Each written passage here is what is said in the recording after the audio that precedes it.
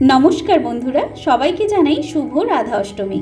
আজ তোমাদের সঙ্গে শেয়ার করতে চলেছি জন্মাষ্টমীতে ইস্কন মন্দিরে গিয়ে কাটানো কিছু মুহূর্ত। দুই বাড়িরই মা বাবাকে সাথে নিয়ে ওই 7:30টার দিকে আমরা পৌঁছে গিয়েছিলাম ইস্কন মন্দিরে। বাড়ির সবারই যাওয়ার ইচ্ছে থাকলেও পুচকুর শরীরটা একটু খারাপ থাকায় দিদিভাই ও দাদাভাই যেতে পারেনি। বাচ্চার প্রথম জন্মদিনটা আমাদের বাড়ির নিয়ম অনুযায়ী যেহেতু সেইভাবে পালন করতে নেই, তাই খুব ইচ্ছে ছিল ওর জন্মদিনে ইস্কন মন্দিরে যাওয়ার।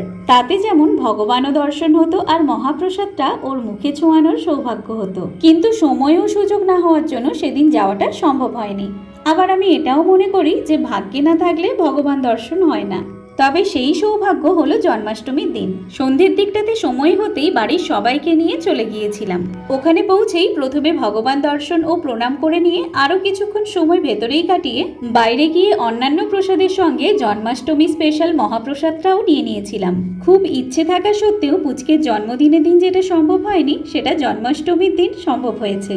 শিলিগুড়িতে থাকাকালীন ওখানকার ইস্কন মন্দিরে একবার গিয়েছিলাম, আর হলদিয়ার ইস্কন মন্দিরে এই প্রথমবার। বাড়িতে নিয়ে যাওয়ার জন্য প্রসাদ নিয়ে নেওয়ার পরে বাইরে বেরিয়ে এই দোকানটা পেয়ে গেলাম, যেখানে গোপালের জন্য মোটামুটি সব রকম জিনিসই ছিল।